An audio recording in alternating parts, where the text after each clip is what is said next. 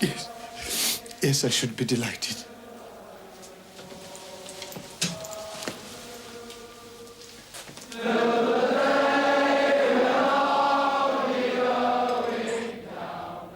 You really are a very tolerant young chap, Pilot Jones.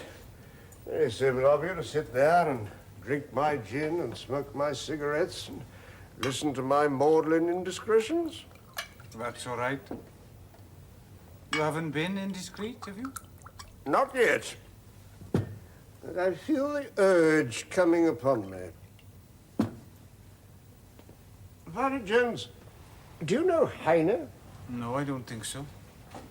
Is he in your house? Good God, no. What a strange chap you are. I was referring to the poet. The German poet. Irony again, you see. But wars and justice have far different laws, and worthless acts are often done quite well. The rascal's shots were better than his cause, and I was hit, and hit again, and fell. Appropriate, wouldn't you say? Appropriate to the whole generation. And ironic. I thought Heine wrote a lot about love. Oh, he did. He most indubitably did. Indubitably. Yes. The old dream comes again to me with May night stars above. We two sat under the linden tree and swore eternal love.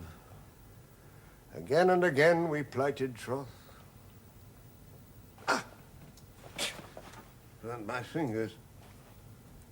Howarth, have you ever been married? No. You? No. I nearly was, when I was about your age. Seemed just the thing, what with the Heine and so on, you know. I was very naive at your age. Girl did the right thing, though. Married a stockbroker.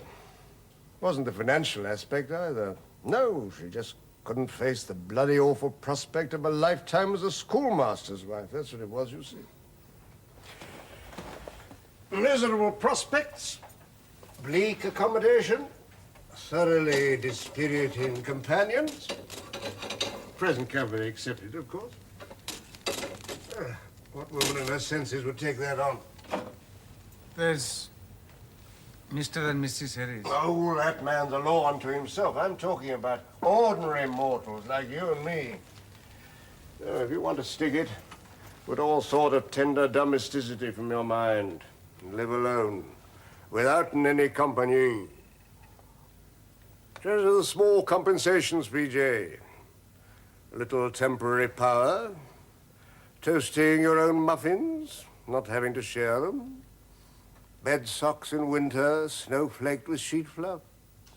It's a bachelor's life, Pilot Jones, my dear chap. You'd better face up to it. I want you to meet my chum, Dobson.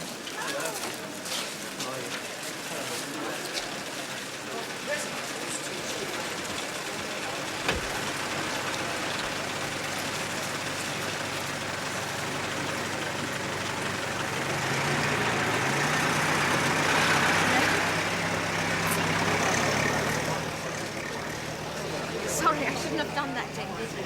Oh, it's all right, really. It's so good to see you again. Oh, look, I'll give you some money for the taxi. Later. I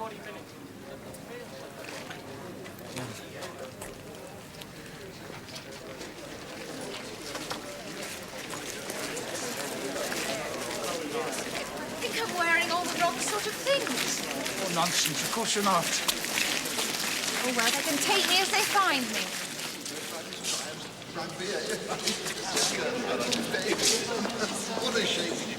The chapel used to be an old abbey here. It was founded about 1,000 years ago. That was him, was it? The one with the red nose? But that was the head. Yes. The one you said I reminded you of. Well, only his sense of humour. Oh, yes. Is that one of his funny speeches, then?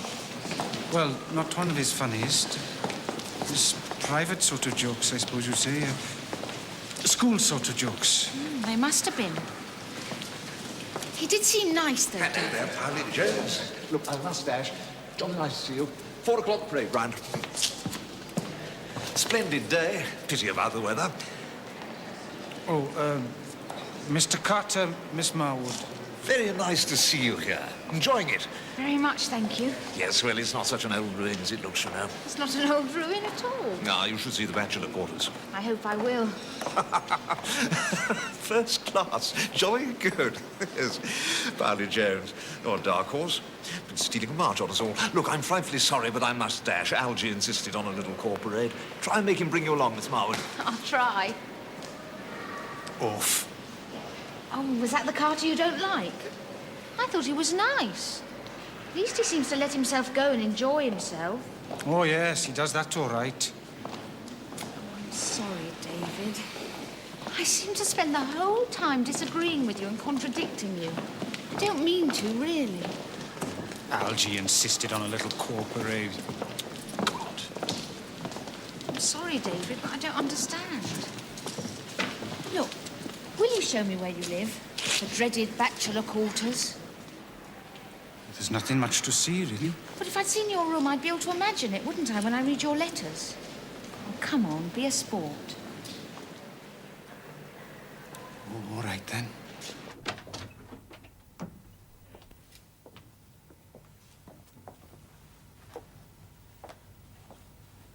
I told you there wasn't much to see. Have to leave the door open, do you, when you have lady visitors? No, I suppose not. It's like the nurse's home. These are all your books. And this is where you do your work. Is that where you sit to write your letters, too? Sometimes there and sometimes in the easy chair. Good. Is there anything else I should see? Well, I seem to spend a good deal of my time staring out the window. Right.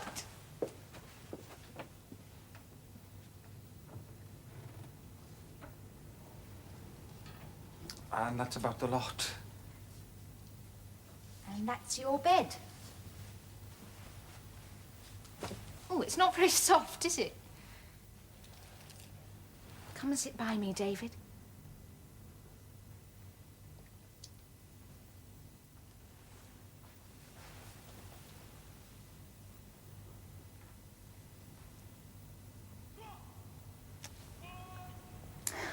You should have shut it.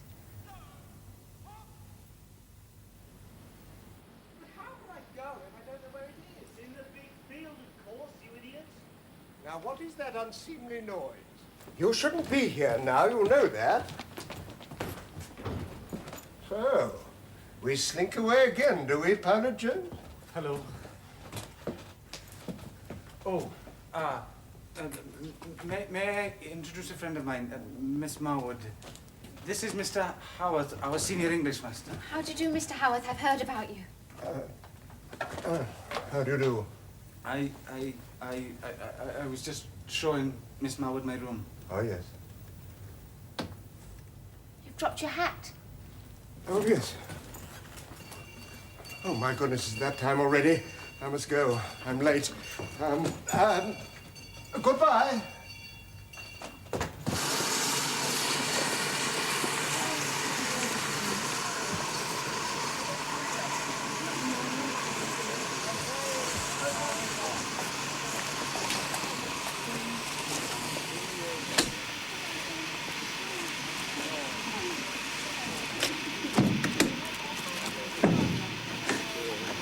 It all seemed to go so quickly.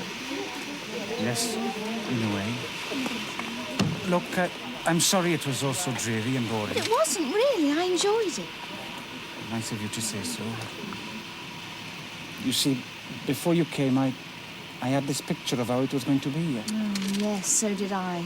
Always fatal, that. Yes. Well, never mind. We'll make up for it next time. There will be one.